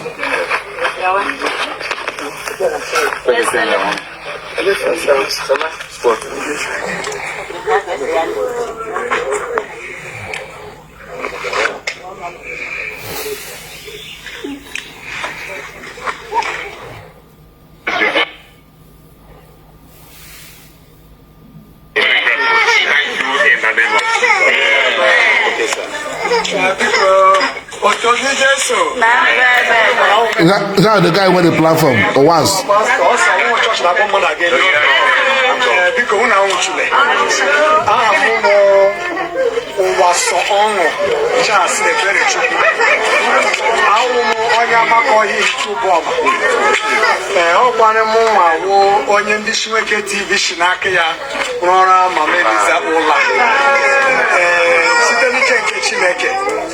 The last year, only last year, almost from 1 9 walk away. High Chief PMC Okeke, or send them 300,000. Namgara need to bomb. Again, a hospital, one day man who go all low. Chocolate and then one and then walk or dash. I had to Hajeri to frame more. Over 4 years, walk on Imo State University on October on Maju ever. Yakama Melissa. Before Wajmogo to this time, Nako Wajmogo, then I came a Melissa. Chukuma Ganya Piaro, Piaro the Millionaires. Maho Tula Melissa, Sechaya photo. Geshi and the Mansibiko, Hanrema Kanso Canopy, Tineba, Ureme Sheria. If one walk on about Bishop Ekurume Foundation, Yasemumba, no Wezoku, Nagaroma Melissa. Utindo also teach Hasagaroma Melissa. I was Honorable Chief Dan Nochi for the Berejere. Yasem Nagaroma Melissa. Bishop Ekurume Vigam 20 bags of cement. Cement is Shimbom for the river. One Mr. Kelechi, one youth leader, do Muture, Chukuga Gosoya Manera, Kameka. Yes, Namame is a Baliano, no Nimoya. What's in a chairman do Muture, a mamma on your tita. Daddy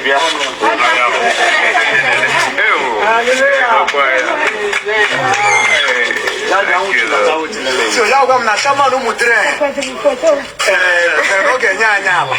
anyị ga-eji rụọ ya ndị yutu mụdịrị ha bịa mechacha ebe a anya bideza bido ọrụ n'ime eziokwu injinia bidoro ụlọ eliri ya last year ka mkpụrụ bịa siri na ndọkwa ọnwa onye ikpere chere ụmụ ọnọghị ya dedicate ụlọ asị ka mkpụrụ isi bịa siri na ndọkwa so ebe o si otu a wee dịrị ndị mmadụ na-ese ndịrị m ego onwe ndị tiri 1000 onwe ndị tiri 2000 enwe ndị tiri 500,000 n'ime eziokwu injinia Dan na ọchị tichara ego karịcha ndị ọzọ mana anyị ma na jisie ike a na-agwọ onye ọrịa kama ọ na-akashi ya obi ma ndị tiri 1 naira ma ndị tiri 2 naira asị m Chukwu gozie ha niile ihe wuru n'ụlọ anya ebe unu ga-ahụ ihe m dere ebe a to God be the glory Mama Elisa House project completed built by Ishiweke TV Foundation funds. On the Ishiweke TV, the Babarega Jiroeba, through OWAS,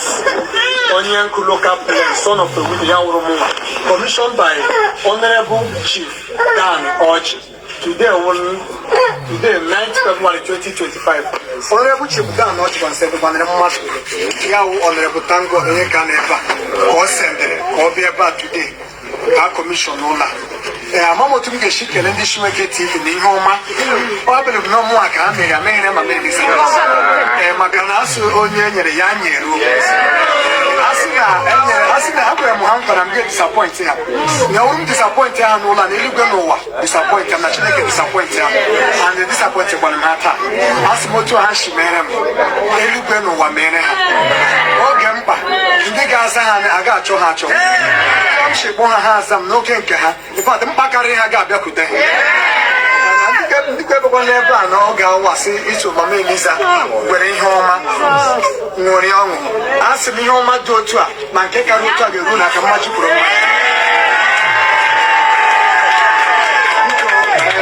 Motor, near your tablet, and I'm miss, and you miss your company. Unumana, Omuroki Preba, and then one you see, dear me here.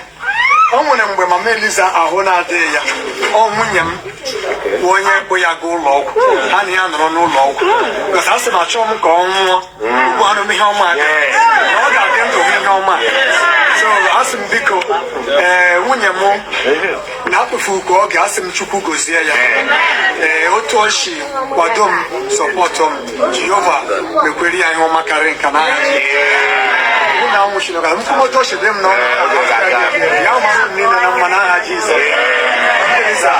Can you talk? What you say again?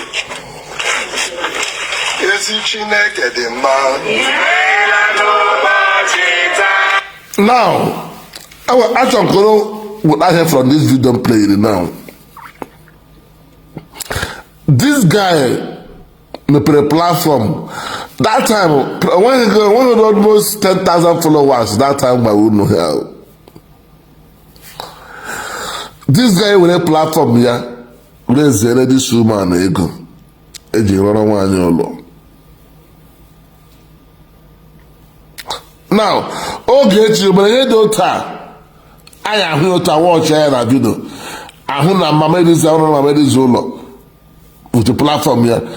If we don't leave our since they go now, and it's only here 5, only here 1, and it's another one. Because of 1 year, we will consider to leave them. But not getting one head or 2 minutes. You don't get him. You put on the outside the window. Since 2 years, we open the window.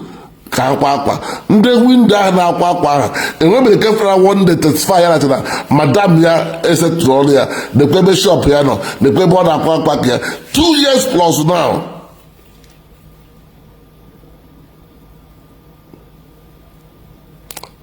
years when you get you there and who the end who to she end there oh wayo okay, to this voice be people like that but the man there here be play this woman ụlọ and this ego at this house na ka dey happy be ha no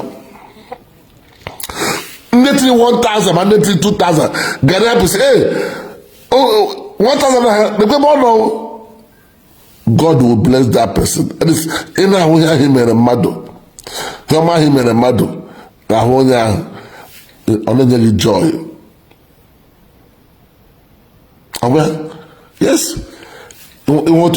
Ndị tiri ego na this house na nwebe nwaanyị nọ n'ime ya, nwaanyị nọ na mbe mmiri na-amụ ya onweghị ụmụaka ya nwesịchala. This boy meet her for the first time, say ka etiri ya canopy, na-asụ canopy tiri ya canopy. Ndị mmadụ sị mba na ga-ahụrụ ya ụlọ.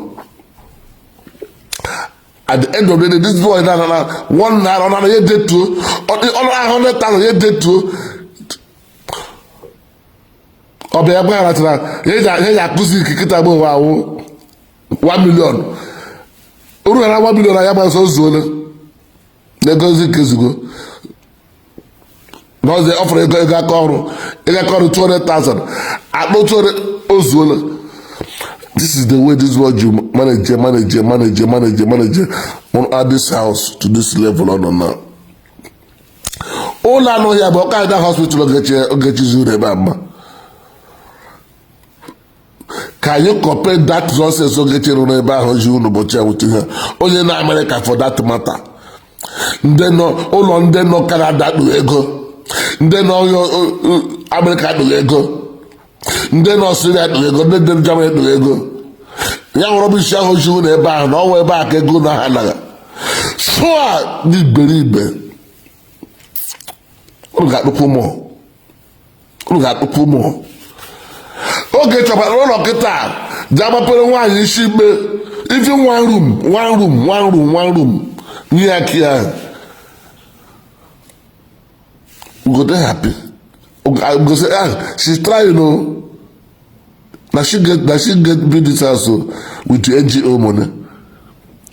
Enweghị ihe ọnwụ ụlọ a ga-asị Ogechi mere na NGO ya wụrụ elu. Ọchịgbo ka ọ gwọrọ, ọ bụ Isobi ka ọ gwọrọ, kedu ihe Ogechi ji ego ndị mmadụ nyere na NGO ya mee? Ọhụrụ ga-ajụ onwe unu. This is the question you supposed to ask yourself for those that get that money. The way how you may achieve. At least this one get boost that. Yeah, may achieve with the platform here with the Madolo. To look around the house.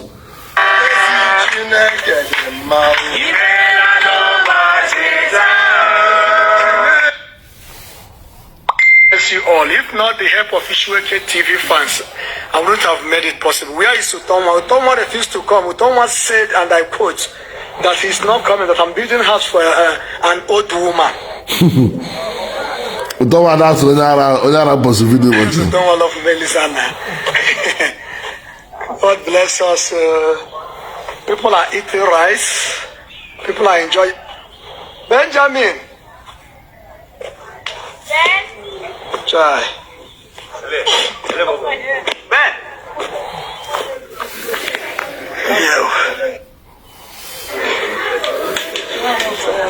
Yeah, housewarming. Why you never home? We almost around one. Can't they consider your aka? Fix my contact to Ebo Chris and contact. Okay, so let me your aka like this. I'm a friend on Facebook. Call me to come around the Ndara. Say you are giving 50,000 to support. Thank you very much, Richard. I'm giving Mama 50,000 to support. God bless you. Richard, thank you very much. Richard. This boy now, this boy Kitaro, this woman Kitaro, pay attention. All what happened this year, January 4th. This boy now, all this woman now, all over lucky out. I don't know when I go, the boy won't go. The boy won't be in a village, Ogechi Investment with the horror. You have to pay the shop, where the cosmetics. I'm going to one small shop. Oh, yeah, you want to go there. And I'm going to flip them. I got it on Facebook. Okay, you want to go there through platform, yeah. And then you're going to go there. This guy now, you want to get a shop here, cosmetics, or you want to get a shop.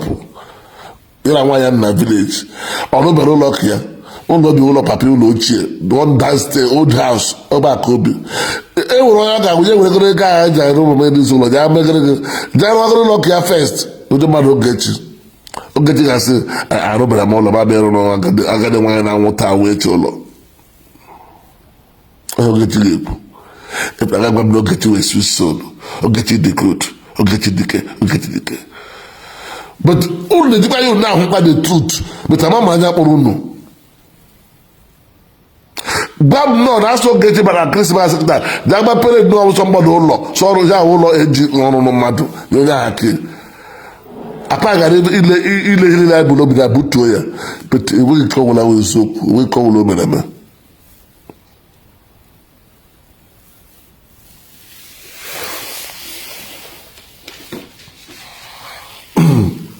See all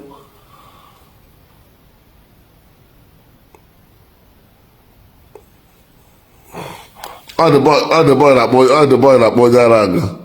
They were the Jaraga. Flip bomb. The guy.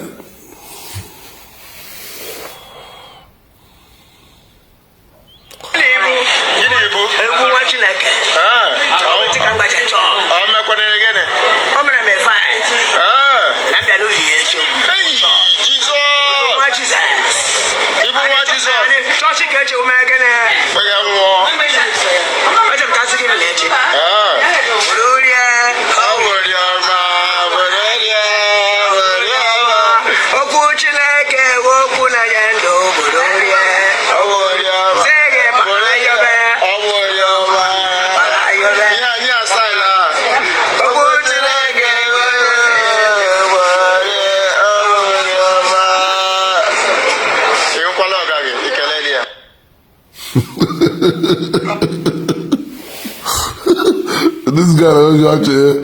If I remember to be watching this film of like this, I'm watching it. Anybody you? Oh yeah, well yeah, now you do the boy. People like a bodo. Oh be like a bodo. Bacha pa pazala like a bodo. Bacha bakosa. The papa is to see the guy. So this guy, the really guy with the platform here. Now, let you get you with the social media. As the open Latin hand wish. A Canadian get GMGO ya warrior. Put on that. Every one boy opposed to check or one girl opposed to check with a kidney problem. Opposed to the girl, okay, the girl with that problem. The position the girl about Bakre. Or who call our boy on the person. A warrior get you post one day say, only I want you to rego or Bakele. Na platform here. The credit Chineke. Alone you get you Gloria with the platform here.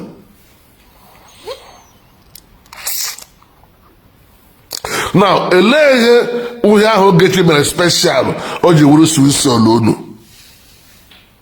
Because of all that Facebook, not blasphemy them, not to them, or not talking, because you know depression. You want to catch fun with Hindon. That is the only thing you like Ogechi Okeke Njaka. You don't care what all that is she's doing. You don't care how that evil she's doing. If you're not here every day, you come back out to them on that. I saw out to them on that, but we don't care. Social media. If you see man that every head important I got you Ogechi Okeke Njaka. I am the way I'm. Most of you are good as soap. Most of you not gonna tell that the truth. You're not gonna I call happen away and but it's also very good as soap. No one a serious case. It relate to Mr. B. I'm gonna go that very close to the NGO here because of Mr. B case. I can't hear. They close there till today. She never tell me all this is. I better deceive you. Makanda na po na moto na hide there na government house. E better get me one day. But you will get there. Young pass or young because any of you with total now. Because you will get the social media. With total she drop that ground now. Any of you with the around get is in trouble. Very big trouble. Number one question I got to go. Oh, man, I'm not showing you not hide there. Before you should have that case, you didn't make for 5 million naira. You know my issue not there. You know my issue not there. So now you hide this woman, Abi. You don't say what they do for this woman. You can't hide them. You put problems. And the talk shall know next coming week, I can win so many arrests. Talk shall know. So again, then we are about also. Again, then they call one year. A lay by a zoku. Banye zoku, I buy your head and meme. Happy Zachary. Banye zoku. Because Ogino Chicago, if I get on the time when a case this serious like this. We actually listen to the longer when a case, longer about Akwa Okuko Tiwara. People believe when I'm ahead of Marashew. Amana, Ibrahim to get Zoku. Ibrahim is opening with a serious case with the Marashew. You're not going to talk about Akwa Okuko Tiwara. Ibrahim Marashew will serious case with you. You don't tell them even a case with Mr. B. All these things, watch out all those things. Now, if I can think them have that problem. By not hiding. It is say they go happy if they get problem through you. Because as they hide, so anything we make they catch any of you with them, no problem. Now other way they give. No other way they give. Anything we make they catch. Number one, they don't spend money for your matter. Money where they don't spend since 1 month for your matter, it don't too much. So no be something where they go leave you easily. You go suffer for that money where they don't spend for your head. You go suffer. You go suffer for a well. That you suffer finish, then you understand that Nigeria way banner and I say they are in our boss. Don't you see the way I call Apama ahead of time, pay attention. Apama now get me invited to the government house, Anambra State. Because last 2 weeks ago, so them in a speech, boy Alpha. I'm not quite you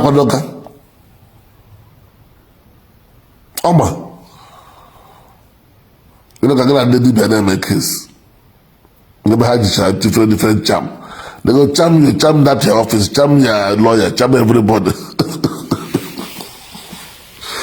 Charm one lawyer, they say, for lawyer, they put in a court. One will come out for Joe go and ask people they got born as of 1999. Everyone have one will come up front. One will come up front. Huh? This guy Gagapon on the and Barantura and Agapon, okay, Gabarantura and Agapon, Tudala, Yana, Abana Bank, the bank if you don't know bomb, Bakasa. Ha papa ha paego, mera pego la Gaponi. Now, at the end of the day, one will come up front. I latch you back to Gabon, the mayoress. Mayoress. Papia wo ye dibia ko. Papia wo ye dibia. Papia no na Nigeria for no. On the dibia mboro agora job now. For no file no the guy efu. Abia court file ya home file. But man abia court file ya home file. Ya lago the way case with you. The judge Barakara child. Yeah, but about Zola Cruiser Jeep that year.